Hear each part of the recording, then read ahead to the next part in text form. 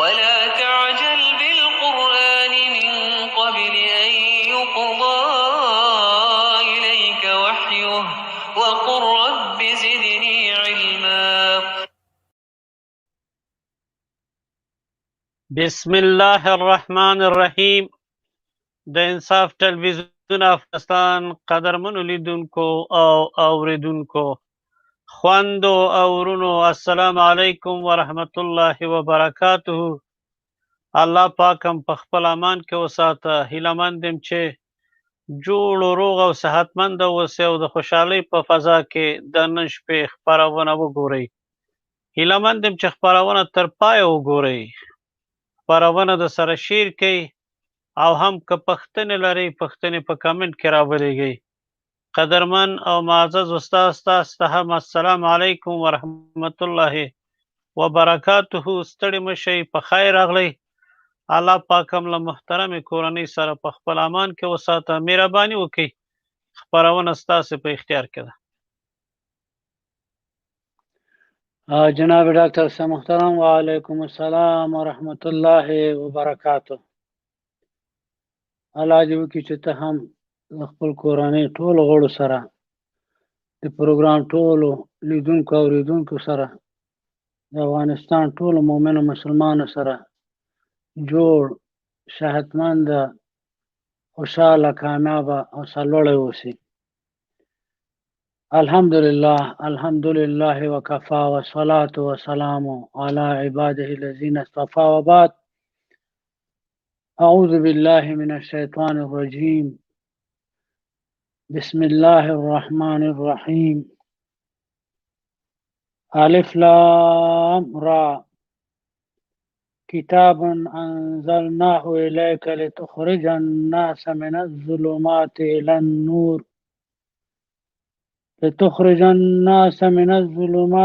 النور بإذن ربهم إلى صراط العزيز الحميد.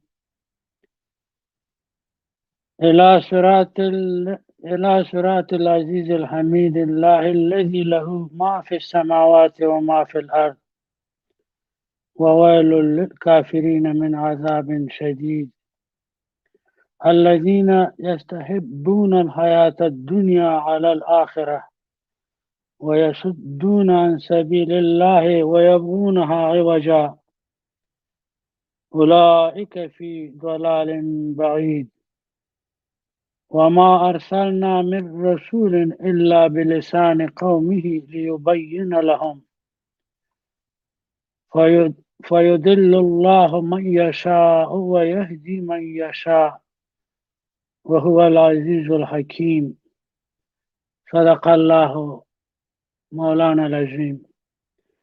رب اشرح لي صدري ويسر لي أمري واحلل عقدة من لساني يفقه قولي.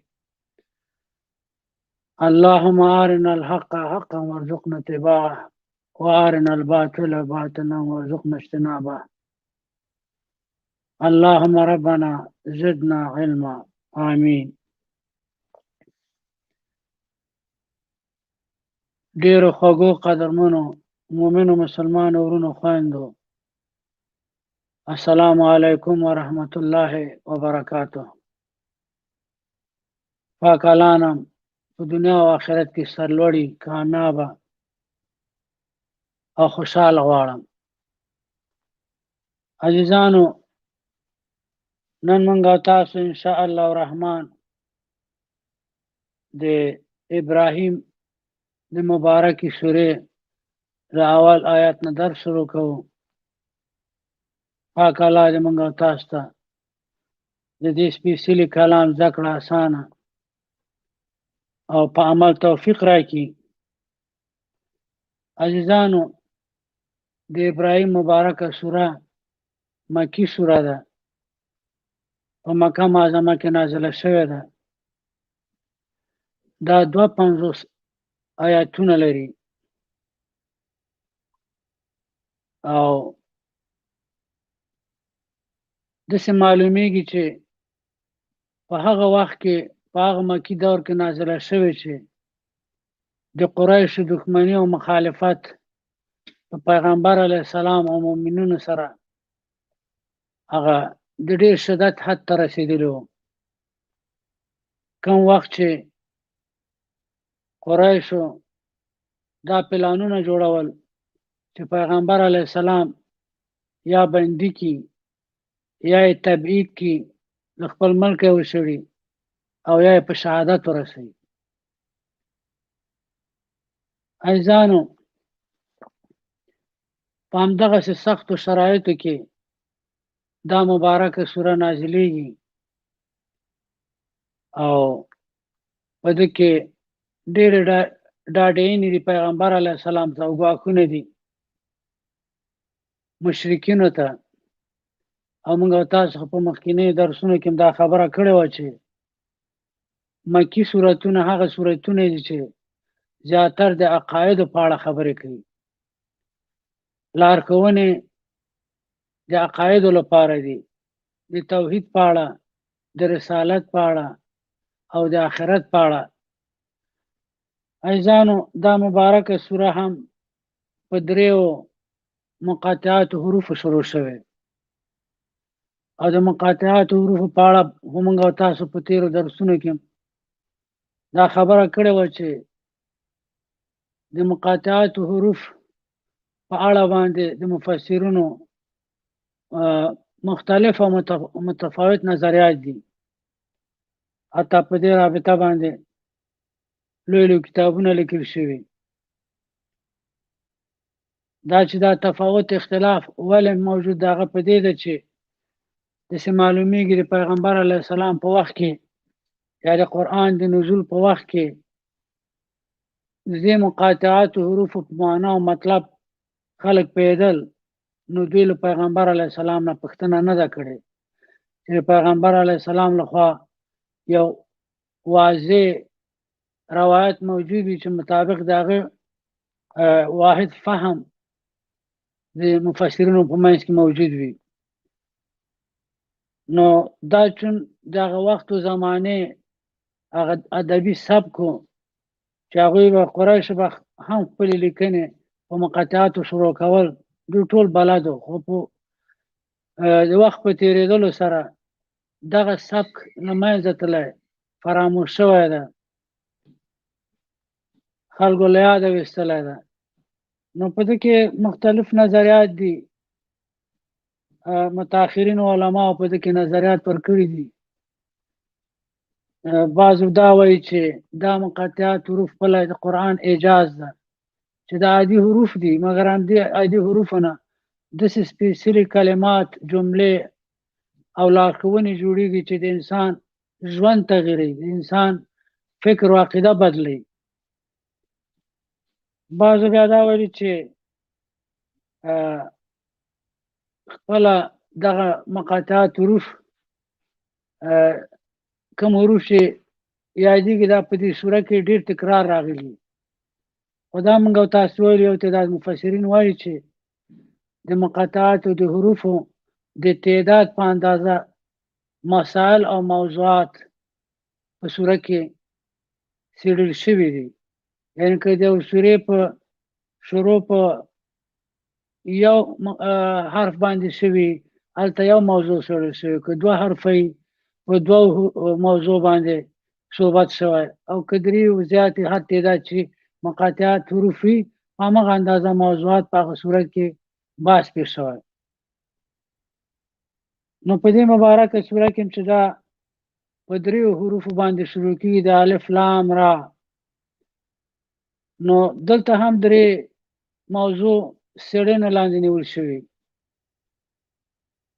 او دا هم موږ ویلي وو که دا مقاطعات حروف په ترتیب د الفبا یي، دغه موضوعات چې په دې سوره کې دي هر یو بیل بیل یو په بل پسې څېړل شوی، او په آخره کې په آخر آیات کې خلاصه بیانه شوې. او که دا د الفبا په ترتیب نه وي، نو هغه موضوعات چې په دې سوره کې دي هغه یو له بل سره په تعلق، یو بل سره په ارتباط کې څېړل شوي، بیل بیل نه دي. او بیا د سورې په آخرو څو آیاتونو کې خلاصه بیان شوې. دا مبارکه سوره کې 3 موضوعات څېړل شوي. او یو موضوع دا ده چې الله سبحانه وتعالی پیغمبر علیه السلام ته وایي چې دا کتاب تا ته نازل شوی قرآن عظیم شان دی چې قرآن عظیم شان په تا نازل شوی ده دې لپاره چې د الله په امر د الله په حکم سره ته دا خلک له تیارو نه رڼا ته راوکاږي. دوی د ستایل شوي او عزتمن الله لارې ته لارښوونه ورته وکړي. د هغه الله لارې ته چې ځمکې او اسمانونه او څه چې په دوی کې دي دا د الله دي. یو دا موضوع ده د قرآن په رابطه. دویمه موضوع دا ده چې هغه تعصف ښودل شوی د کفارو په حال چې دوی به سخت عذاب ویني هم په دنیا هم په آخرت کې. هغه په دې چې دوی دنیایي ژوند خوښ کړی ده، دنیایي ژوند سره ډېره مینه کوي د آخرت په مقابل کې، او په همدې خاطر د الله له دین نه ډډه کوي او د الله په دین کې کوږواله لټوي، او دوی لاروکي دي، ډېر لاقت نه ډېر لرې لاره دوی ورکه کړې ده. دا مسله د کفارو په رابطه ده. او درېیمه مسله پکې دا ده چې هیڅ رسول هیڅ استازی د الله کوم قوم ته چې لېږل شوی په بله ژبه نه و، د همدغه خلکو په ژبه باندې الهي لارښوونې دوی ته رسولي د دې لپاره چې خلک ښه پې پوه شي، خلکو ته هر څه واضح شي، او د دقیقې پوهې په نتیجه کې له دې لارښوونو سره مینه پیدا کړي، خپل ژوند پې سنبال کړي، او الله سبحانه وتعالی بیا ځینې خلک ګمراه کړي، هغه څوک چې دین سره دښمني کوي او هغه وړتیا پکې نشته چې دیني لارښوونو ته توجه وکړي، علاقه ورسره وکړي، او یو تعداد چې علاقمندېږي غواړي الله سبحانه وتعالی هغوی نیکې لارې ته هدایت کوي. او الله سبحانه وتعالی ډېر عزتمن او با حکمت ذات ده چې الله هر چا سره د همغه د غوښتنو مطابق برخورد کوي. عزیزانو، دا درې موضوعات د دې مبارکې سورې په ابتدایي آیاتونو کې یاد شوي دي، او د سورې په متن کې د ده توضیح او تشریح شوی او تاریخي شواهد ورته وړاندې شوي، او په آخر کې په خلاصه توګه هغه خلاصه یې شوی. مبارکه سوره دا شروع کېږي چې الف لام را کتاب انزلناه الیک لتخرج الناس من الظلمات الى النور. الله سبحانه وتعالی پیغمبر علیه السلام ته وایي کتاب، یعنی دا قرآن عظیم شان ته اشاره ده. انزلناه را لېږله ده موږ دا، الیک تا ته، دا قرآن را لېږلی موږ تا ته. د څه شي لپاره هم را لېږلی؟ لتخرج چې ته راوباسې، خارج کې، الناس انسانان، خلق، من الظلمات له تاریکیو نه، الی النور د رڼا خواته. عزیزانو ګورئ، دلته د قرآن د نزول هغه هدف موږ ته تشریح کوي. دا موږ ته لارښوونه کوي د دې آیات دا برخه چې قرآن عظیم شان د دې لپاره په پیغمبر علیه السلام نازل شو چې د الله په امر سره، د الله په حکم سره، د الله په غوښتنې سره پیغمبر علیه السلام دې الهي هدایاتو په رڼا کې خلک له تاریکیو نه رڼا ته راوکاږي. کومه تاریکیو نه؟ د جهل له تاریکیو نه، د شرک له تاریکیو نه، د کفر و الحادو، ظلمو، نارواو، بد اخلاقیو، فسادونو، له هغه تورو تاریکیو نه چې انسان خپل مسیر پکې نه پیدا کېږي، نشي پیدا کولی خپل مسیر، او په بدیو کې لتاړ دي، لاره ترې ورکه ده، هغه څه کوي چې دوی د فطرت مخالف دي، ځان باندې او نور باندې ظلم کوي لاغه تاریکی نه دوی راوکاږه د نور خواته د رڼا خواته د روښانه ایمان د واضح ایمان خواته د داسې قوي ایمان خواته چې په زړه منګوله لګي او داسې ایمان خواته چې هغه د انسان اعمال اصلاح کوي انسان تخکلا ورکوي د انسان اعمالو تخکلا ورکوي عدالت اخلاق ټولنې ته راوړي دغه تورو تاریکۍ د مفاسدو نه د عدالتو د لوړو اخلاقو رڼا ته دوی راوکاږه ګورو د قرآن هدف دا ده قرآن دې ته نه ده رالېږل شوی لکه موږ او تاسو چې نن کوم برخورد ورسره کوو چې په تاقچو کې م ایښی په څو پوښونو کې م تاو کړی صرف هغه وخت چې ناوې ودیږي د ناوې سر ته ونیول شي یا مسافر په سفر روانېږي د هغه سر ته ونیول شي دا دې ته رالېږل شوی ده چې موږ دا ولولو په ده ځان پوه کړو خپله توره تاریکه د ژوند هغه څه چې موږ ته ګونګ دي هغه څه چې موږ ته موهوم دي هغه موږ ته روښانه کړي ښه له بده موږ ته فرق کړي موږ د تورو تاریکیو د فسادونو نه د سعادت رڼا ته راوکاږي ظلم بند شي ناروا بند شي خودخواهي جاهطلبي فسادونه ختم شي انسانان سوچه شي پاک شي لکه ورونه خویندې په مینه محبت کې ژوند وکړي په ټولنه کې خیرخواهي محبت سعادت دغه شو رڼا ته موږ راکاږي ولې بدبختانه موږ له قرآن نه ډېر لرې پاتې شوي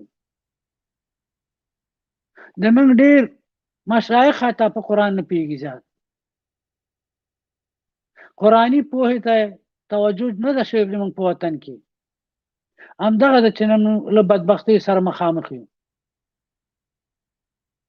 که قرآن موږ ځان ته لارښود کړو خپل عقیده خپل افکار خپل سلوک او اعمال د قرآن په رڼا کې جوړ کړو نو بیا به دا بدبختۍ نه وي دا بدبختي ټوله له دې دي چې موږ له قرآنه لري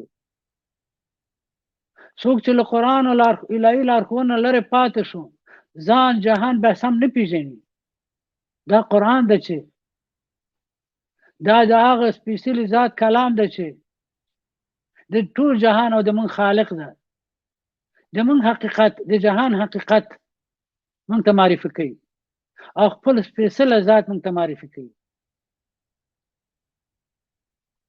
عزیزان بیا دلته فرمایي چې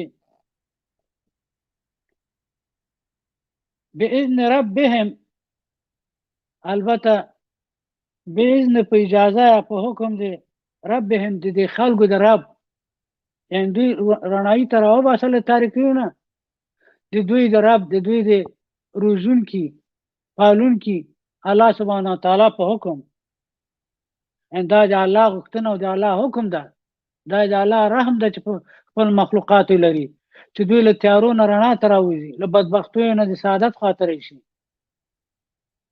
له شقاوت او ذلت نه د عزت او سرلوړۍ دنیا ته راشي الى صراط العزیز الحمید د الله په حکم سره له تاریکۍ نه رڼایي ته راوباسه هغه لارې ته چې الى صراط هغه لارې ته العزیز چې د عزیز او الحمید او ستایل شوي ذات لاره ده د عزتمن او ستایل شوي الله لارې ته دوی راوکاږه یعنی هغه لاره چې د هغه لارښوونه موږ ته ډېر غالب او عزتمن ذات کوي او ستایل شوی ذات کوي نو د الله دا لاره همدغسې د عزت لاره ده او همدا رقم د ستاینې وړ لاره ده یعنی د اسلام لاره د اسلام دین چې ده د عزت دین ده او د ستاینې وړ دین ده، هر څه پکې ښکلي. پورې عزیزان الله سبحانه وتعالی په څونه ښو کلماتو کې یو ډېر ستر حقیقت د موږ مخې ته ږدي او موږ ورته متوجه کوي. فرمایي چې کتابا انزلناه الیک لتخرج الناس من الظلمات الى النور باذن ربهم الى صراط العزیز الحمید. دا قرآن په رڼا کې دا خلک له تیارو نه رڼایي ته راوباسه، دوی د رب په حکم، د دوی د رب په اجازه هغه لارې ته چې هغه د عزیز او حمید رب لاره ده. بیا فرمایي چې هغه لارې ته الله الذي د هغه الله لارې ته له چې هغه لاره ده ما فی السماوات څه چې په اسمانونو کې دي و ما فی الارض او څه چې په ځمکه کې دي. دا د هغه سپېڅلي ذات پیرزوینه ده، د هغه لارښوونه د الله لاره ده چې هغه مالک د ټولو شان د په ځمکه اسمانونو کې د موږ او تاسو مالک هم ده، حقیقي واکدار د ټولې هستي ده، هم خالق ده، هم مالک ده، هم رب ده، روزونکی ده. د هغه سپېڅلي ستایل شوي او عزتمن الله لارې ته چې مالک د ټولو هستۍ ده، د هغه لارې ته ته دوی راوبله، راوکاږه له تاریکیو نه. بیا فرمایي وویل للکافرین من عذاب شدید، وویل او وا او ډېر تاسف ده، ډېر د تاسف ځای ده للکافرین کفارو ته، منکرینو ته د دې لارې د عزتمن ستایل شوي الله لارې نه د انکار کوونکو په حالت.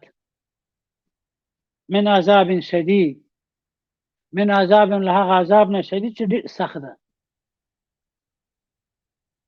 څوک چې د ستایل شوي عزتمن الله لاره ونه مني دی به له عزت نه محرومیږي، دی به له عذابونو تکلیفونو سره مخامخ کیږي، هم په دنیا کې هم په آخرت. نو وا په ځان د هغه خلکو، وا په ځان د کفارو چې داسې سپېڅلې پاکه سوچه لار، د سعادت لار، د عزت لار دا پرېږدي، له ده مخ اړوي،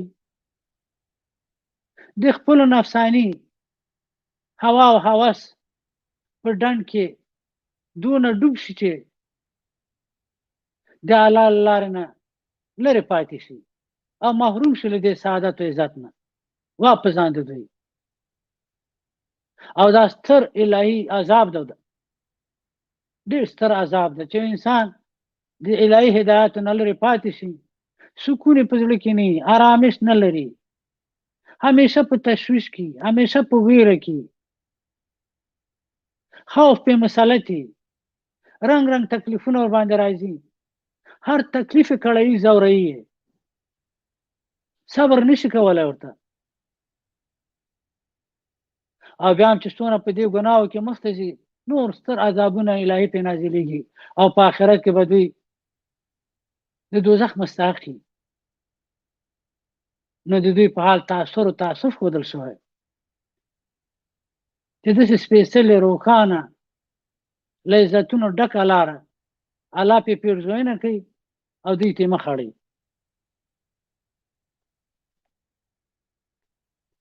بیا د دې کفارو په اړه وایي چې الذين يستحبون الحياة الدنيا على الآخرة ويصدون عن سبيل الله ويبغونها عوجا.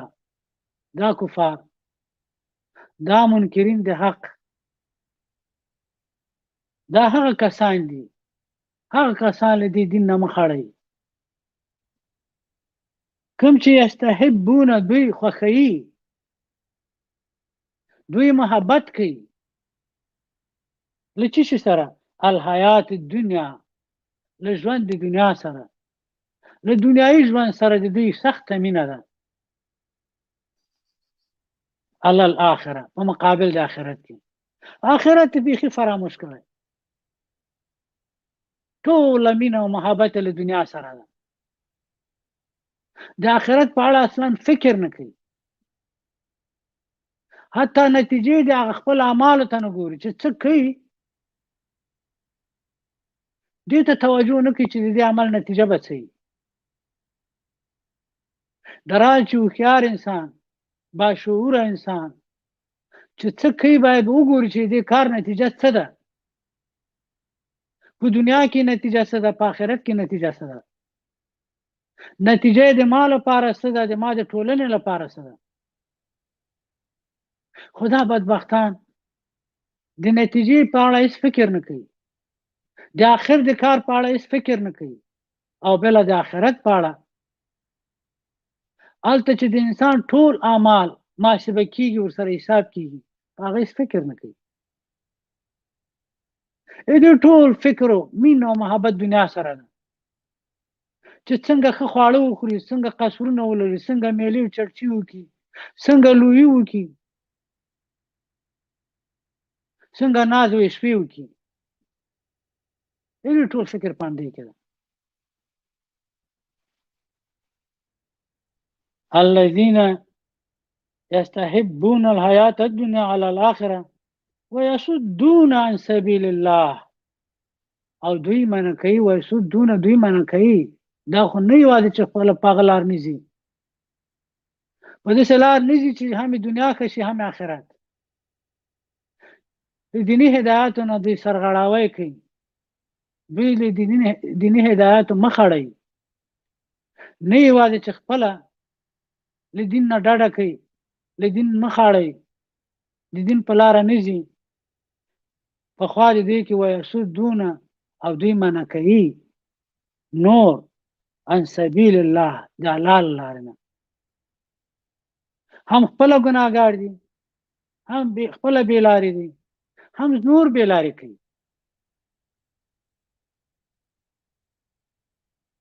دوی هغه څه چې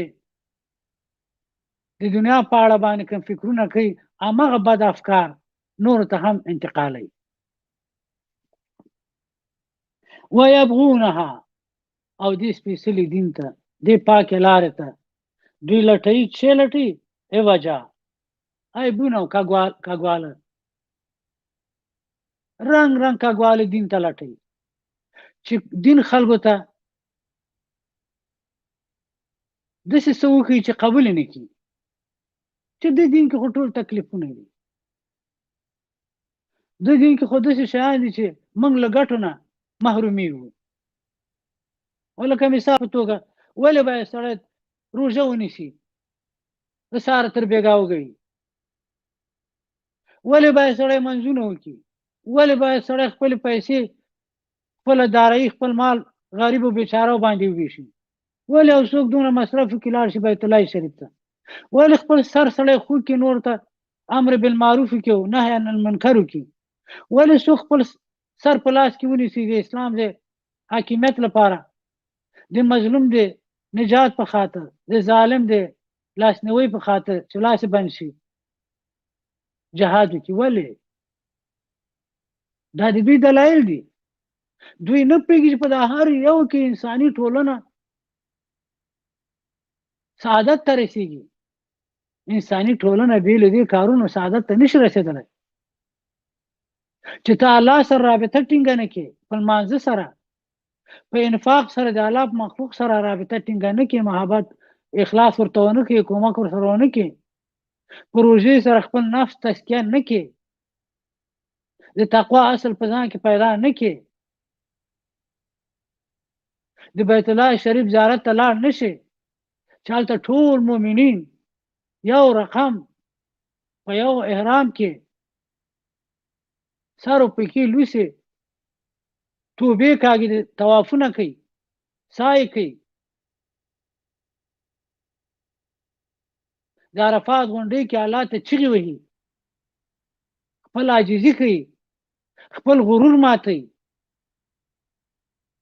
د خپل د بندګۍ او د عاجزۍ اظهار کوي الله ته، د الله مدد غواړي او د بدانو مخه نیسي، نیکانو ته هدایت د نیکۍ کوي. دا ټول ضروري دي د سعادت لپاره. که جامع کې دا خبرې نه هر څوک په خپل سري د خپل د هوا او هوس په نیلي سپاري، خو ټولنه تباه شو کنه، یو به بل خوري کنه. دغه حالات به چې نن په دنیا کې دي. نو دوی د الله دین ته کوږوالی لټوي، هغه دین ته چې الله سبحانه وتعالی د دې عالمیانو صاحب او خالق، حاکم او حقدار او روزونکي پالونکي الله لخوا رالیږل شوی، چې په هر څه ډېر پوه ده، له هر څه ډېر ښه خبر ده او د کامل حکمت خاوند ده. دوی په هغه دین کې هم کږوالی لټوي. دوی دونه جاهلان دي چې په خپل جهل هم نه پوهېږي. موږ تاسو تېرو درسونو کې ویلو داسې جاهل ته مرکب جاهل وایي چې په خپل جهالت هم نه پوهېږي.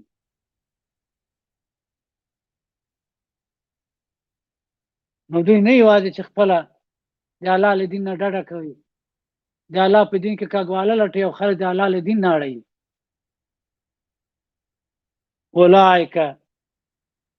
اولئک فی ضلال بعید، دغه کسان، دغه کفار، دغه منکرین د حق چې هم خپله له حقه منکر دي، هم نور د الله له دین نه منې کوي او د الله په دین کې کږوالی راولي. دا خلک چې دي فی ضلال، دوی په ګمراهۍ کې دي، بعید، ډېر لرې.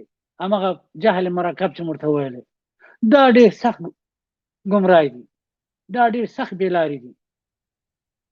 دا د ګمراهۍ په لاره باندې دونه وړاندې تلي چې خپله توبه ونه کړي، خپله مخ وانه دوی د دلایل قناعت لپاره داسې څه نشته چې دوی پرې قناعت وکړي، چې د دنیا دلایل ورته وایي.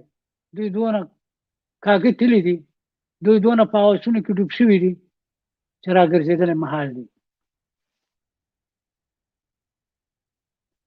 بیا الله سبحانه وتعالی فرمایي وما ارسلنا من رسول الا بلسان قومه ليبين لهم. ګورې د الله بل احسان ته الله احسان کوي د همدغه انسانانو د هدایت لپاره چې دغسې سرکش و جاهلو په منګولو کې پرې نه وځي، بېلارې نه شي، ګمراه نه شي. نه یوازې چې الهي هدایت ورته رالیږلي، قرآن ورته رالیږلی، په نورو امتونو کې نور آسماني کتابونه ورته رالیږلي وو، خو الله سبحانه وتعالی بل غټ لطف پیرزونه دا ده چې وما ارسلنا، الله سبحانه وتعالی وایي ما نه دي لیږلي، نه دي لیږلي ما چې من رسول، له پیغمبرانو نه، الا مگر لیږلي مې دي باللسان، په ژبه باندې، قومه، د خپل قوم. یعنی هیڅ پیغمبر من کوم قوم ته نه دی لیږلی چې د هغه قوم په ژبه والا نه وي. هر قوم ته د همغه قوم په ژبه باندې پیغمبران لیږلي. دا ولې لیږلي؟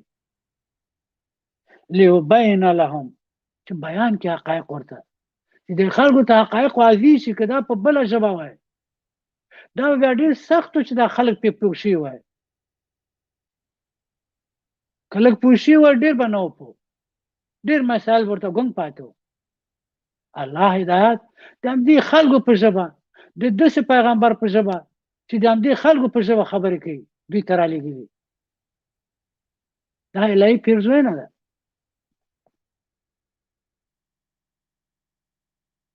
ګورئ یو تعداد خلکو دا خبره له یو خوا که دلته الهي پیرزوینه موږ ته یادوي چې موږ متوجه شو چې الله نه یوازې کتاب رالیږلی، پیغمبران یې رالیږلي، او دا کتاب الهي کتابونه چې دي، دا الهي هدایت چې دي، دا له تورو تاریکۍ د جهالت و شقاوت و بدبختۍ نه سپین روڼ سهار دی، سعادت و سلامت و امن ته موږ راکاږي، د خوشحالۍ ته موږ راکاږي. دا هغه لارې ته موږ رابلي چې د عزتمن او ستایل شوي الله لار ده، او په ده کې موږ ته داسې ژوند نصیبېږي چې د ستاینې وړ ده. د عزت نه ډک ژوند ده او دا هغه الله لاره ده چې هغه مالک د ټولو ده د ټول عالم د ټولو هستۍ ده د همدې تر څنګ بیا الله سبحانه وتعالی دا فرمایي چې دغه پیغمبر هم چې را لېږلی د همدې په خپله ژبه را لېږلی د همدې له خپل نسل نه را لېږلی ملایکه نه ده را لېږلی د بلې ژبې والا نه ده را لېږلی چې دوی ته زده کړه سخته شي په خپله ژبه په خپلو اصطلاحاتو په خپلو کلماتو په همغه طریقه باندې چې دا خلک پې ښه پوهېږي ښه واضح توضیح شي دوی ته حقایق بیا فرمایي فیضل الله من یشاء ویهدي من یشاء دا ټول کارونه الله وکړه دا ټول پیرزوینې د هدایت لپاره وشوې یو باسعادته ژوند لپاره یو روښانه لارې لپاره یو باسعادته لارې لپاره او ګوري چې تعداد خلک منکرېږي ته ډډه کوي هغه څوک دي هغه خلک دي چې د هدایت او د سعادت وړتیا پکې نشته خپل د هوسونو په ډنډ کې ځان غرق کړی ده نو الله فرمایي فیضلوا پس گمراه کوي څوک الله سبحانه وتعالی باوجود دې ټول پیرزونه چې کړي دي الله خپل ثابت الهي سنت نه بدلی داغه په الهي سنتو کې دا دي چې څوک ورته دي سلري الله ورته ورکړي دې ټول پیرزونه باوجود الله سبحانه وتعالی فرمایي فیضل الله پس گمراه کوي الله سبحانه وتعالی من یشاء څوک چې الله وغواړي څوک چې د الهي سنتو مطابق د گمراهي وړي الله گمراه کوي الله چانه دا اختیار نه اخلي دا واکه ورکړه د چې په کومه لار ځي الله څوک نه مجبور هدایت ته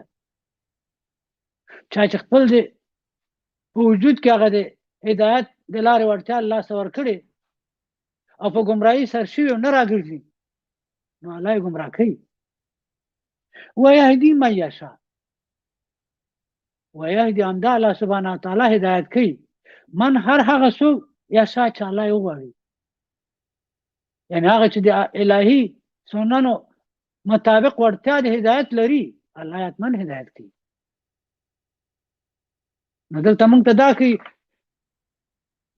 باوجود دې چې په ټولنه کې رنگ خلک د متفاوت زینت سره او متفاوت مشغولتیا سره چې بعض په هوسونو کې غرق دي د ظلم او فساد لري نیولې بعض خلک عدل غواړي انصاف غواړي صحیح او پاک حساب غواړي نو الله سبحانه وتعالی پیغمبر او هدایت را لګي چې هر څوک خپل برخه تی واخلي که څوک غواړي هدایت شي هدایت کیږي که څوک باوجود دونه احسانونه د الله لا خپل غلط لار نه راګرځي الله یې گمراه کوي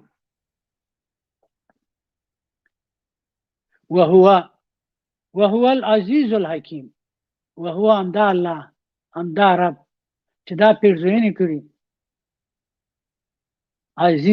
العزیز دا عزیز ده دا غالب ده دا برلاسه ده دې عزتونو خاوند ده عزت ټول الله سره ده الحکیم او د حکمتونو خاوند ده ګوري دلته په عزیز او حکیم دي دلته راغله د الله دوه صفاتونه د دې آیات په اړه باندې د دوه آیات د دوه مبارک صفات د الله یا د په ختم کې په دې معنی ده چې دا یو الهي حکمت ده چې هر قوم ته په خپل ژبه پیغمبر لېږي دا یو حکیمانه کار ده ځکه د خپل ژبه والا په خپل ژبه احکام بهترین حکیمانه لار چې خلق حقایق درکې په حقایق باندې پوښي مشکل ورته پیدا نشي د حقیقت په فهم درکې ولې کفار به دا اعتراض کول دنه غلط تعبیرات کول لکه نن سبا چې موږ تاسو ټول نه کیږي د تعصبات نوم مخلي ورته که سړی په پښتو ژبه وغږېده و دا تعصب لري ولې په فارسی نه غږیږي که په فارسی وغږېده دا تعصب لري ولې دا په پښتو نه غږیږي دې کفار مشرکین خصوصا يهود او نصارا هغه به دا تبلیغات کول چې دا پیغمبر مونږ ته نه دراغلی دې کتاب د مونږ په ژبه نه ده دا د مونږ په ژبه خبرې نه کوي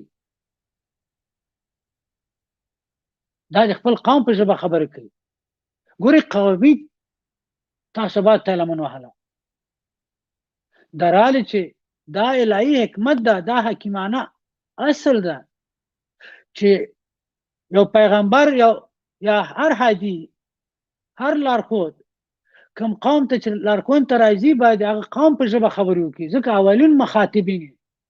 اولین مخاطبین د دوی باید ډېر ښه پوه شي چې هغه پیغامونه نورو ته ورسوي هر پیغمبر چې کوم قوم ته راغلی دی هغه قوم په ژبه راغلی دا په دې معنا نه چې تعصب و د پیغمبر علیه نور قومونو ته نه دا پیغمبر ټول عالم ته و د قیامت تر ورځې ټول اقوام ته و خو اولین مخاطبین د څوک هم ژبې او قریشو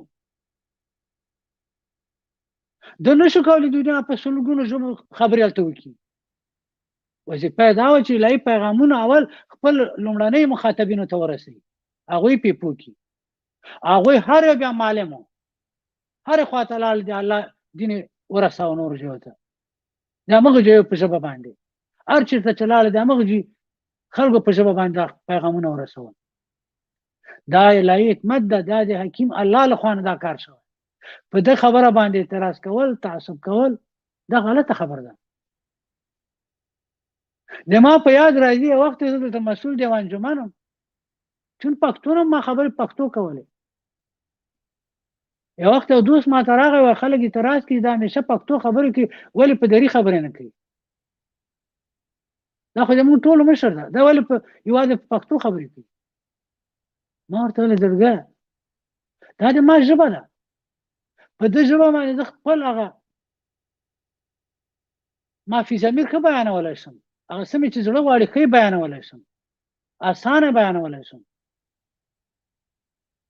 په بله ژبه یې زه نشم بیانولی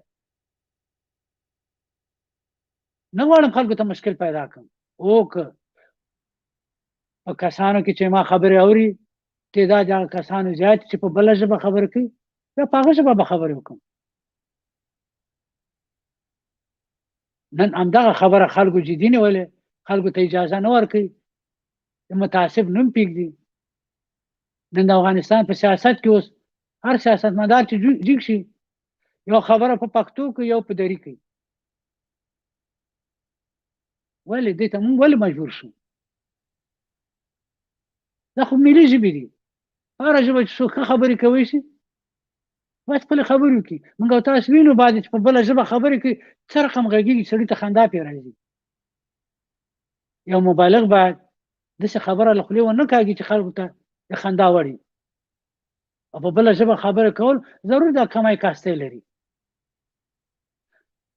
ګورئ الهي حکمت کې هم دا ده چې هر پیغمبر کوم قوم ته لېږل شوی د خلکو په ژبه چې خلکو سره ښه تفاهم وکړي او الله عزیز یاد شوی غالب یاد شوی الله کولی شي بې پیغمبره بې آسماني کتابه هم ټول خلک په یو فرمان باندې یوې لارې ته هدایت کړي خو الهي سنن دانې دي الله چې کوم ضوابط اصول د دنیا ته جوړ کړي هغه دا نه دي الله څوک نه مجبوروي ښه لاره یې همدا ده چې هر قوم ته د خپلې ژبې سړی تبلیغ وکړي دعوت ورته وچلوي تر څو خلک ښه تنویر شي هر څه ورته واضح او روښانه شي د کوم شي په هکله شک و غلط ګمان ورته پیدا نه شي غلط فهمي ورته پیدا نه شي نو دا د عزیز او حکیم الله فیصله ده چې هر قوم ته په خپله ژبه پیغمبر شي د باندې چې څوک اعتراض کوي د هغوی په وړو کې شګه ده هغوی خپله مغروض دي هغوی فقط هغه کږواله لټوي لکه مخکې کفار یاد یې چې وکړو دوی په دین لپاره کږواله لټوي یو بانه جوړوي چې خلک مخکې واړوي لکه مخکې مې چې ویل عباداتو په رابطه باندې د نیکیو په رابطه اعتراضونه کوي ولې دا خپله ډوډۍ دی چې په سختي پیدا کړې بل ته ورکوي غریب دی خپل کار دی چې خدای نه مړوي ته څوک چې مړی دا کګواله دي دین کې لټوي د نیکۍ له لارې خلک بچي د نیکۍ له لارې خلک منع کوي او دا هم نیکي دی چې انسان په هغه ژبه خبرې وکړي چې ښه خبر کوی شي مخاطبین خپل ښه پوه کوی شي بیا الله سبحانه وتعالی فرمایي ولقد ارسلنا موسى بآياتنا ان اخرج قومك من الظلمات الى النور بیا دې مثال وایي تاریخي بیلګه د حقایقو ته وایي ولقد ارسلنا او یقینا چې موږ ولېږه موسی علیه السلام بآياتنا خپل آیاتونو سره خپل نښو سره خپل معجزو سره خپل لارښوونو سره ان دې لپاره چې اخرج وکاږه راوباسه قومک خپل قوم من الظلمات له تورو تاریکیو الى النور رڼا ته کومو تاریکیو نه موسی علیه السلام قوم کومه تاریکۍ کې و د غلامۍ په تاریکۍ کې و د هغه جهل په تاریکۍ کې و چې مخلوق ته سر ټیټاو د ظالم حاکم استبداد ته سر ټیټاو یو بل سره نه متحد کېدل په دې نه پوهېدل چې څنګه کولی شي چې ځان له دې غلامۍ نه خلاص کړي الهي لارښوونې ته ورته راغلی د موسی علیه السلام له طریقه چې دوی پوه کړه دوی ته لارښوونه وکړه دوی ته وښود حقیقت د سپین ژوند د روښانه ژوند چې ژوند دا نه ده تاسې تېروئ د انسان لپاره نه ده پکار داسې د ذلت ژوند تېر کړي د غلامۍ ژوند تېر کړي د بدبختۍ ژوند تېر کړي ځکه فرعونانو یا قبطیانو به په دوی داسې ظلم کوه بني اسرائیلو چې نه یې له سپکاوۍ نه مخ اړاوه نه له تهدید و فشار نه هر څه پې کول هر رقم ظلمونه پې کول د حیوان په سترګه یې ورته نه کتل په سر مال و عزت تعرض کوه شکنجه کولې او شاقه کارونه پې کول دا خو ژوند نه ده د انسان لپاره خو دې ژوند کې ورک و عمرونه پکې تېر کړي عادت شوي ورباندې لکه یو چینجی چې په یو ګندګۍ کې عمر تېروي هغه د ګندګۍ په ګندهتوب نه پوهېږي دوی هم د هغه فاسدې ګنده جامې او ظالمې ټولنې او ظالمو مشرانو په ظلم نه پوهېږي دا عادت شو توره تاریکه کې دوی ورک و موسی علیه السلام ورته راولېږه الله سبحانه وتعالی له واضحو نښو سره د الله پیغمبرو دوی ته لارښوونې وکړي چې دوی د سعادت بنا ته راوکاږي د عزت ته د ازادۍ د خپلواکۍ ګورئ عزیزانو دلته اوس مثال لکه همدغه یهودو نصاراو چې پیغمبر علیه السلام باندې اعتراض کوي چې دی ولې په عربي ژبه باندې د کلام په عربي ژبه د خبرې په عربي ژبه دي موسی علیه السلام دوی ته د دوی په ژبه غږېده په بله ژبه نه غږېده تورات د دوی په ژبه راغلی هر پیغمبر خپلې ټولنې ته په خپله ژبه راغلی الهي هدایت په همغه ژبه ورته رالېږل شوي او هر پیغمبر فقط وظیفه یې دا وه چې همدغه الهي لارښوونو په رڼا کې خلک له تورې تاریکۍ نه رڼا ته راوکاږي موسی علیه السلام دا کار کړ هر پیغمبر دا کار کړی او بیا ورته فرمایي موسی علیه السلام ته وایي چې خپل قوم وباسه له دې تاریکۍ نه رڼا ته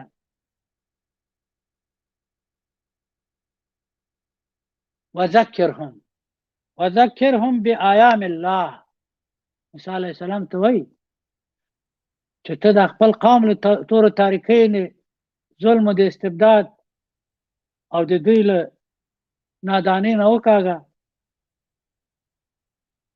رڼا د سعادت ته رڼا د فهم و درک و ایمان ته وذکرهم او دوی ته پند ورکړه نصیحت ورته وکړه یادونه ورته وکړه د څه شي بآیام الله د الله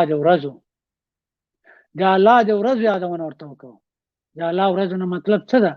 هغه تاریخي ورځ چې د حق او د باطل په مبارزه کې حق پالي بریالي شوي دي، کامیاب شوي دي،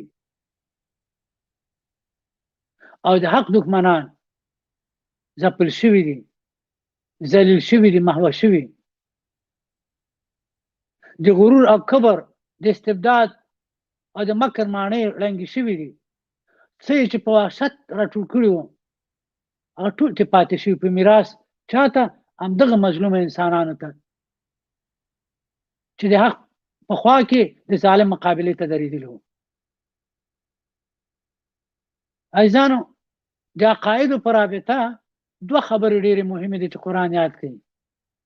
یو الله الا دی، یو ایام الله.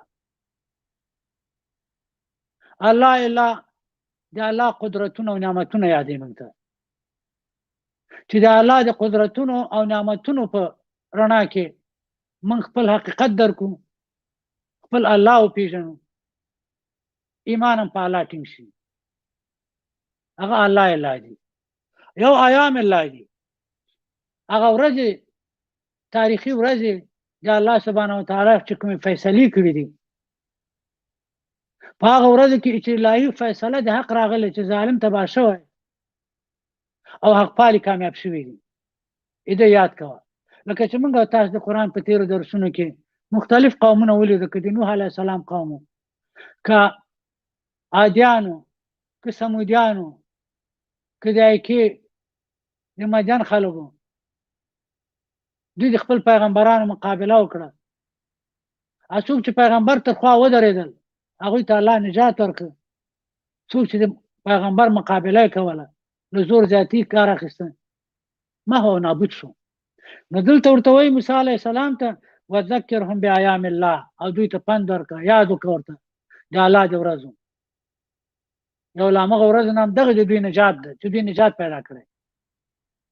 دا غټه تاریخي ورځ ده. بني اسرائیلو ته دا غټه تاریخي ورځ ده چې دوی د فرعون، حامان او قارون له وحشتونو خلاص شول، له هغه اسارت غلامۍ نه خلاص شو چې د حیوان نه د دوی مقام ټیټ و. نه عزت و، نه سر، نه مال، هېڅ شی خوندي نه و. رنګ رنګ ظلمونه پې کېدل، هر رقم لوبه په دوی کېده. بیا الله سبحانه وتعالی فرمایي ان فی ذلک لآیات لکل صبار شکور. ان یقینا چې فی ذلک په دغه تاریخي ورځو کې، دغه تاریخي ورځو په یاد کې، دې تاریخي ورځو په یادورۍ کې لآیات واضح نښې دي، روښانه نښې دي چې ظلم تابع کېږي او حق پالي به کامیابېږي. خو دا نښې چاته دي؟ لکل صبارن، لکل د ټولو، د هر یو، صبارن صبر کوونکي، شکور او شکر کوونکي لپاره. هغه څوک چې صبر او شکر کوي، د صبر کوونکو شکر کوونکو لپاره ډېرې واضح نښې دي په دې الهي ورځو کې. په دې معنا چې دغه الهي ورځو نتایج څه شي تعین کړي؟ صبر او شکر.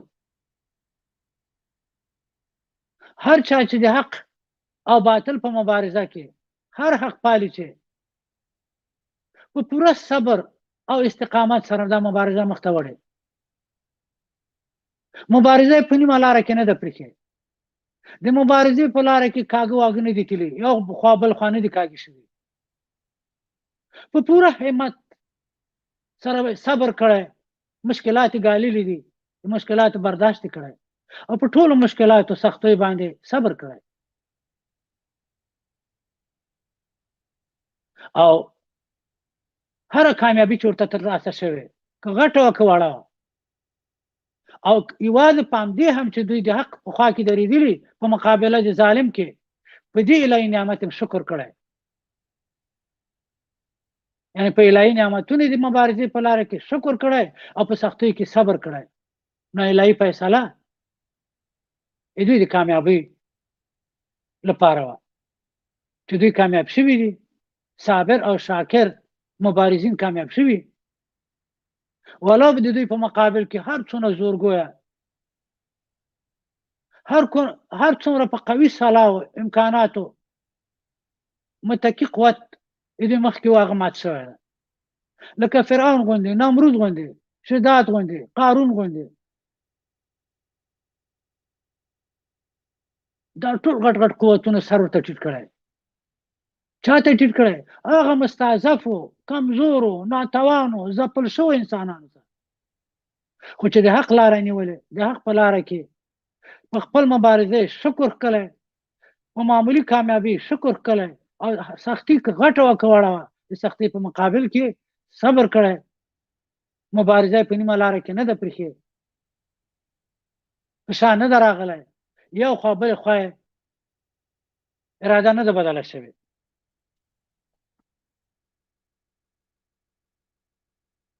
بیا فرمایي وإذ قال موسى لقومه اذكروا نعمة الله عليكم إذ أنجاكم من آل فرعون يسومونكم سوء العذاب ويذبحون أبناءكم ويستحيون نساءكم وفي ذلكم بلاء من ربكم عظيم. اوس ورته هغه ورځو حالات ورته بیانوي. فرمایي وإذ او کله چې قال وویلې موسی علیه السلام لقومه خپل قوم ته وویلې، قوم ته دا وخت دا ورځې ور په یاد کړې، هغه بد حالت ورته په یاد کړ. کوم بد حالت؟ وإذ قال موسی لقومه اذکروا، تر په یاد کړئ نعمت الله، نعمت د الله سبحانه وتعالی، الهي نعمتونه علیکم چې په تاسو وکړه، کله چې انجاکم تاسو ته نجات درک، الله نجات درک، هغه د نجات ورځ در په یاد کړئ. له چی شي نجات درک؟ من آل فرعون، د فرعونانو نه، د فرعونانو له عذابونو الله سبحانه وتعالی تاسو ته نجات درک، سخت عذابونو سره مخامخ وي، در په یاد دي چې څه تکلیفونه او شکنجې په تاسو وي، څونه بې پته بې عزت او سپک وي، څونه ذلیل او خوار وي، څونه بې واک او بې صلاحیته وي، د خپل حیا او عزت سره مال واک تاسو په لاس کې نه و. اذ انجاکم من آل فرعون، چې نجات درک تاسو ته د فرعونانو نه، یسومونکم چې فرعونانو تاسو ته رسول، تاسو اخته کولی په چی شي؟ سوء العذاب، سوء ډیر بد عذابونو باندې تاسو ته فرعونانو نجات ورکړ. لا هغه څه نه چې فرعونانو به تاسو ته رسول بد عذابونه، سخت عذابونه، هر رقم عذاب، جسمی معنوي هر رقم عذاب تاسو ته رساوه، له هغه نه نجات درکړ. غیر له دې چې د عذابونه درکول، توهینولې، تحقیرولې، سپکولې، ذلیلولې، بې ارزښته کاڼي وي، هېڅ شی نه وي. د پخوا کې دا ویر هم دوی سره وه چې یو وخت متحد نشي او د دوی د ظلم ماڼۍ لنګه نه کوي، د دوی استبداد ختم نشي. د لپاره څه کول؟ ویذبحون ابناءکم، ویذبحون او ذبح کولې ابناءکم د تاسو زامن، ویستحیون او ژوندي ساتل نساءکم د تاسو ښځې، ښځې به ژوندي ساتلې، تاسو نارینه به یې وژل. د دې لپاره چې جنګ او جګړه او مقاومت خو په نارینهو کېږي.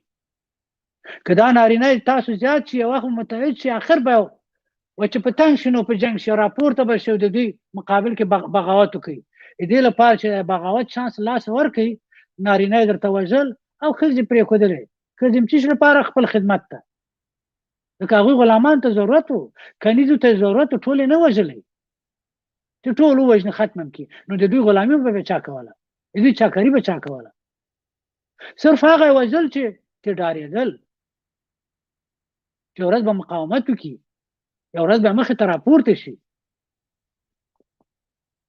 وفي ذلكم بلاء من ربكم عظیم، وفي ذلكم او په دغه نجات د تاسو کې چې تاسو ته الله نجات درکړي، بلاء او ازمایښت من ربکم د تاسو د رب له جانب عظیم ډیر لوی. ایضا دلته مفسرین دوه رقم ترجمه او تفسیر دي کوي. وفي ذلكم او په دغه تکلیفونو کې بعضې وایي په دغه تکلیفونو کې ازمایښت دی الله سبحانه وتعالی او ډېر سخت په تاسو چې تاسو څه کوئ. خو بعضې وایي چې نه په دغه نجات کې ازماینه وه، ازمایښت په دا نجات کې و د الله لخوا تاسو ته ډېر غټ نجات تاسو ته درکړ. خو دا هر مفسر د دې لپاره دلایل لري. خو ازمایښت دلته چون یاد نجات ورکړل شوی ده چې تاسو ته نجات له د عذابو درکړه، نو دلته دوی وایي چې د نعمت ازمایښت و. مفسرین په دې عقیده دي چې مطلب یې دا ده چې دغه د نجات دوه رقمه ازمایښت یوازې په سختۍ نه ده، په پیرزوینو کې هم ازمایښت ده. الله ځینې په تکلیف کې ازمایي، ځینې په نعمتونو کې ازمایي. چې په تکلیف کې آیا دی صبر کوي که نه، او په پیرزوینو کې شکر کاږي که نه، دا ازمایښت دواړو ته ده.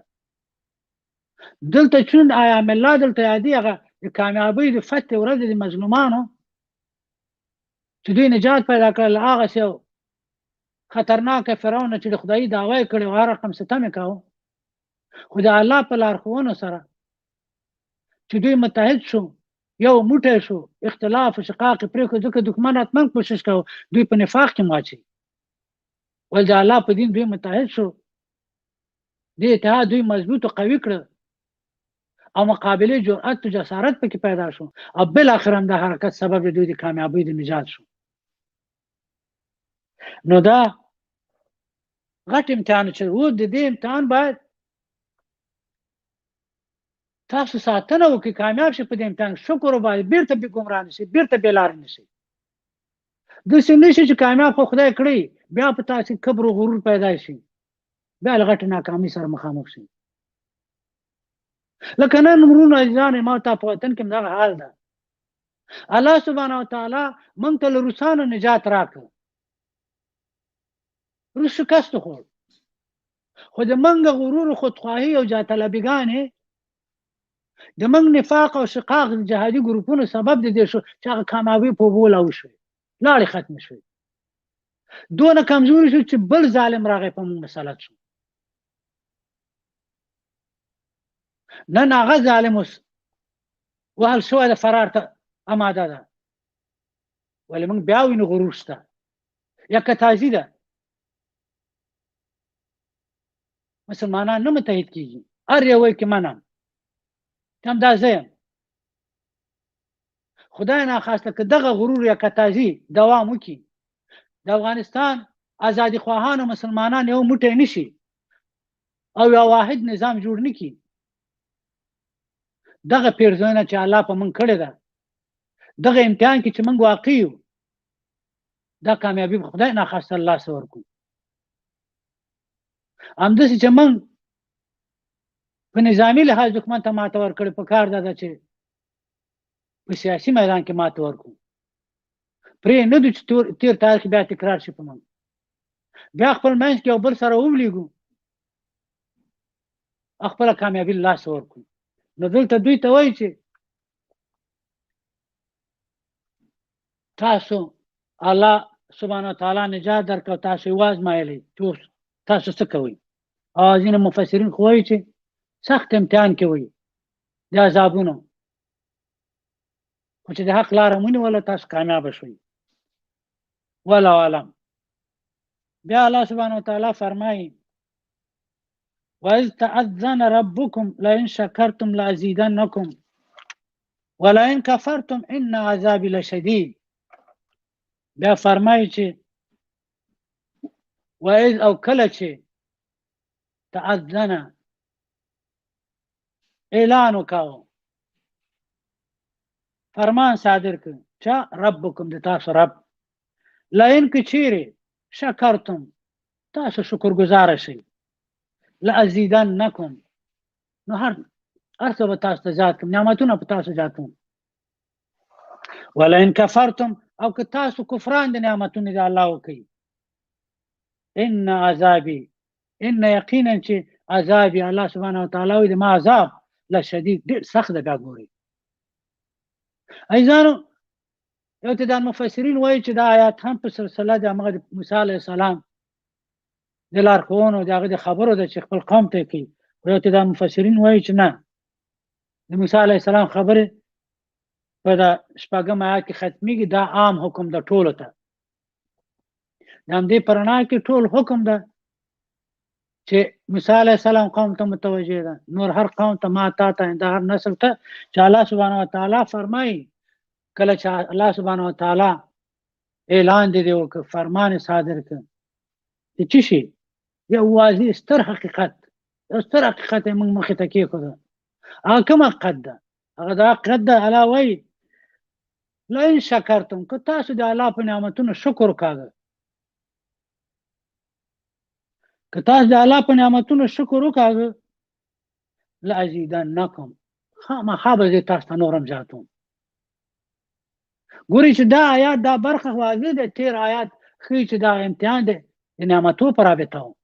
دلته وایي چې تاسو کامیابه شو که شکر هم اوس وکوئ د نعمتو.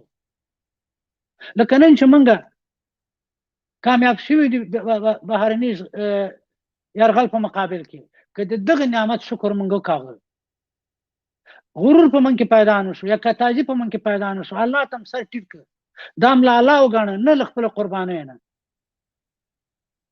د الله شکر ګزار شو، د الله مخلوق ته مخه واړوله چې راځئ ای د وطن خلکو، دا بدبختي یرغل نه یوازې په موږ باندې ټول ملت صدمه لیدلې، راځئ چې ټول په ګډه داسې یو نظام جوړ کړو چې ټول خوښه وي، چې دا به شکر ګزاري د دې نعمت دې کامیابي. نو الله وایي که هر څوک چې د الله د نعمتو شکر ادا کړي، متوجه اوسئ نعمت راځي، نعمت ازمایش ده. که د نعمت شکر چا ادا کړه، الله وایي زه نور هم نعمتونه ورته زیاتوم، چې دا وړتیا لري د نعمت، ځکه دی شکر کوي. نعمت سره شکر پکار ده. څوک چې د نعمت شکر ادا کړي دا وړ د نعمتونه ده. الله وایي ځکه الله قانون ده چې هر څوک درس وړتیا ولري ورکوي. هغه انسان چې په شکر کوي په نعمتونو کې دا وړتیا د نعمت لري، نو الله وایي زه ورته زیاتوم. ولئن کفرتم، او که چیرې تاسو کفران د نعمت وکړي، ناسپاسي وکړي د نعمت مقابل کې، غرور وکړي، کبر وکړي، هغه د الله نه ونه ګڼئ، د خپل کمال یې وګڼئ، له الله مخ واړوئ، له الله بې نیازه شئ، د الله لارښوونو ته توجه ونه کوي، د الله په بندګانو رحم ونه کوي، د غرور ښکار شي، د خودخواهي ښکار شي، د یکتازي ښکار شي، ان عذابي لشدید، یقینا چې زما عذاب سخت ده. بیا به داسې ناکامۍ سره مخامخ شي چې چیغې به هم پورته شي. چې الله پاک دې موږ او تاسو وساتي. عزیزانو، د اسلام دین د شکر او د صبر دین ده. حتما په ژوند کې د هر انسان په مکرره او متواتره توګه هم ډېر سهولتونه انسان ته مخه کوي، الهي پیرزوینې ورباندې کېږي چې الله امتحانوي، او یا د سختیو سره مخامخ کېږي چې په دې کې هم دی روزل کېږي، تربیه کېږي، د په ګټه دي، د الله نه چې څه راځي په ګټه ده د انسان. نو که په سختیو کې صبر وکړه او د نعمتونو په وخت کې شکر وکړه، دا دوه ازمایښتونه د په کامیابۍ تیر کړه، نو دا به هم په دنیا سر لوړوي هم په آخرت. او که چا د نعمتونو په وخت کې شکر ونه کړه، ناسپاسي وکړه، او د سختۍ په وخت کې صبر او استقامت ونه کړه، خپل مسیر یې پرېښوده او مخ یې واړاوه، کوږ وږ شول خپل مسیر نه، نو بیا خدای ناخواسته بدبختي ورپسې دي. همداسې د الله نعمتونه ډېر خوشحالونکي دي، سعادت راوړونکي دي، د الله عذابونه هم ډېر سخت دي. عزیزانو، چې الله دې موږ او تاسو وساتي. سبحان ربك رب العزة عما يصفون وسلام على المرسلين والحمد لله رب العالمين. سبحانك اللهم وبحمدك أشهد أن لا إله إلا أنت أستغفرك وأتوب إليك. عزیزان له توجه ډېره مننه، له مخه مړه کامیاب او خوشحاله اوسئ. خدای پامان. معزز استاد، قدرمن استاد، ډېر مهربان استاد، تاسو نه هم نړۍ مننه. الله پاک دې د دې ترجمې او تفسیر اجر او ثواب تاسو فامیل ته او ټولو لیدونکو ته چې دا خپرونه ګوري نصیب کړي. ډېره خوږه خپرونه یي، لذت ترې وړو. الله دې بریالی لره له خپل محترم فامیل سره دی له هر مرض آفات و غم و درد نه لرې اوسئ. همدارنګه قدرمنو لیدونکو ته له رب العزت الله جل جلاله نه د دنیا او د آخرت د سعادت هیله مند یم. الله پاک د دوی هم له امراضو آفاتو مصیبتونو لرې وساتي. خپرونه واقعا ډېره خوږه وه، خصوصا دغه چې په خپلو نعمتونو شکر ویستل دغه زمان سره مطابق د موږ د دې وطن د حالاتو مطابق آیاتونه دي چې انسان باید ورته توجه وکړي. دلته که یو سړی یا یو ګروپ یا یو حزب یا یو حرکت کامیابۍ ته رسیږي، یو امکانات ترلاسه کوي، باید دا الهي نعمت قبول کړي، شکر ادا کړي. قدرمن استاد دوه پوښتنې راغلي دي. یوه پوښتنه دا ده چې یو نفر 3-4 وارې د سجده د تلاوت واوري د تلاوت سجده یا وارې سجده وکړي که نه د هر ځل لپاره بیله بیله سجده وکړي. دویمه پوښتنه دا راغلې ده، یو بیبي له لندن نه په شخصي کمنټ کې ماته نوشته کړي دي چې کله چې روژه شروع شوه ما ماهانه ماوار تکلیف درلوده، خو سهار وخته مخکې له دې نه چې روژه شروع شي تکلیف رافه شوی و. ما ټوله ورځ روژه ونیوله خو غسل مې مازدیګر وخت کې وکړه. آیا د ما روژه وشوه که ونه شوه که نه زه له سره روژه ونیسم؟ په دې دوه هکلو که خپل نظر دوستانو سره شریک کړي خوشحاله یم. جناب ډاکټر صاحب محترم ډېره مننه له پښتونکو محترمانه. ډېرې ښې پوښتنې دي. د تلاوت سجدې په رابطه دا ده که په یوه مکان کې په یوه ځای کې یو وارې نه تر 100 وارې او له هغه نه هم زیات د سجدې آیات تکرار شي فقط یو سجده ورته کافي ده چې وخت مکان نه وي تغییر شوی. او که تغییر وکړه د آیات د کوټه کې وویل شو سړی حرکت وکړه لاړې بیرون بیرته راغی بیا آیات ویلې بیا هم ورباندې سجده کېږي. ولې که همدلته ناسته مثال زه درس وایم په دې درس کې د آیات ډېر راځي وایم 400 وارې وایم، یو وارې وایم، 2 وارې وایم، 3 وارې وایم. اورېدونکی یو وارې واوري، 2 وارې واوري، 3 وارې واوري. ویونکی اورېدونکی باندې په یو محیط یو ماحول کې فقط یو سجده واجبېږي بس. داسې نه ده چې هر دفعه یې اوري دا به سجده کوي. بله مسله د خور بیبي هغه دا ده چې کله چې میاشتنی عادت د مېرمنې په دې وخت کې خو په دې روژه نه کېږي. ولې د دې بیبي خور چې ویلي د سهار له واقع کېدو نه مخکې تکلیف رفع شوی ده، نو په دې معنا دا ده چې دا باید روژه ونیسي په دې ورځ. ولې غسل کول ځان مینځل دا کېدای چې په هر وخت د ورځې کې، په اول د ورځې کې، په نیم د ورځې کې، په آخر د ورځې کې، خو له ماښام نه مخکې د ځان مینځلی ده. و دا چې دغه ورځې منځونه تللي دي نو هغه مشکل ده چې باید دنه نه وای تللي، په وخت ځان مینځلی وای چې منځونه خپل نیولي وای. په هر حالت کې په بېخبرۍ کې دا کار تېر شوی په آینده کې تکرار نه شي. نو کله چې د ورځې له داخلېدو نه د سهار له داخلېدو نه مخکې هغه مشکل د روژې نیولو دفع شوی روژه یې کېږي. د دې خو روژه شوې ده، په کار نه ده چې بیا له سره روژه ونیسي ځکه چې دې وجود مرض نه درلوده، روژه پرې لازمه شوې او روژه یې نیولې ده.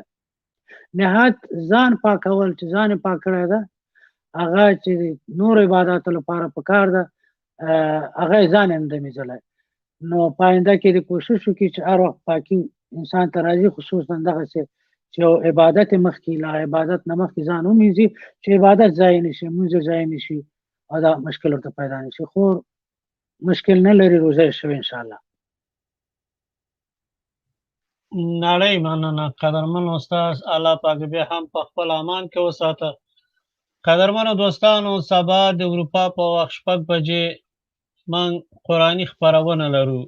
چې قرائت به پکې کیږي، د قرآن عظیم شان په رابطه، د قرآن عظیم شان د فضیلت په رابطه، د الهي احکامو په رابطه به دوستان خبرې کوي. که علاقمند استئ سټوډیو ته هم راتلی شئ، خپل نظر شریکولی شئ او هم خپرونه وګورئ. واقعا مفید مواد به پکې، ښې خبرې به پکې. تر سبا شپې خپرونې تاسو ټول په لوی او بخښونکي خدای سپارم. چیرې چې شپه وي شپه او چیرې چې ورځ وي ورځ مو په خیر. الله مو مل شه.